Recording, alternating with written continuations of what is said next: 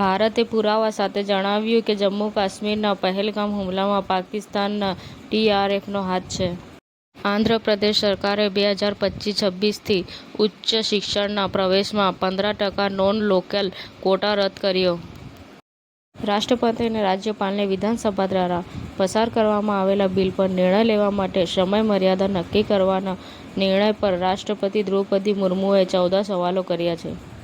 AMC દ્વારા રખિયાલમાં demolition drive, ગેરકાયદેસર કારખાના, દુકાનો અને દબાણો પર બુલડોઝર ફેરવવામાં આવ્યું. અમદાવાદ SG હાઈવે પર 2 અકસ્માત, એક ઝડપી કારે બાઇકને ટક્કર મારી. મોટોરોલાએ લોન્ચ કર્યું રેઝર 60 અલ્ટ્રા. સંગીત અને ફિલ્મના આઇકોન્સ એકત્ર આવશે. હે જુનુના સંગીતબદ્ધ માસ્ટરપીસની આગેવાની શંકર મહાદેવન, શાન, સોનુ નિગમ, જેકલીન અને નીલ નિતિન મુકેશ કરશે.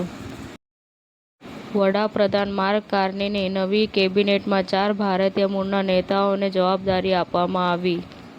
આખર રાષ્ટ્રીય પત્રલેખન સ્પર્ધાના વિજેતાને post master general Krishnakumar Yadav દ્વારા સન્માનિત કરવામાં આવ્યા. મોડાસા વિભાગ મેઘરજ દ્વારા આયોજિત વેદારંભ સમૂહ ઉપનયન સંસ્કાર સમારોહ 2025 મેઘરજ PCN હાઈસ્કૂલ ખાતે યોજાઈ ગયો. સમાચાર ટુડે ન્યૂઝ ચેનલની ટીમ અને જે સત્ય છે તે જ બતાવશે. આપ જોતા રહો સમાચાર ટુડે ન્યૂઝ ચેનલ. ગુજરાતની ધરતીનું ગુજરાતીઓ માટે જ, એટલે કે સમાચાર ટુડે ન્યૂઝ.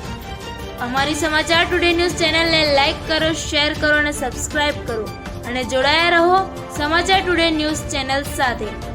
મળશે દરરોજ ઇનામ જીતવાની તક. અમારા સભ્ય બનો, જોડાઓ અમારી સાથે.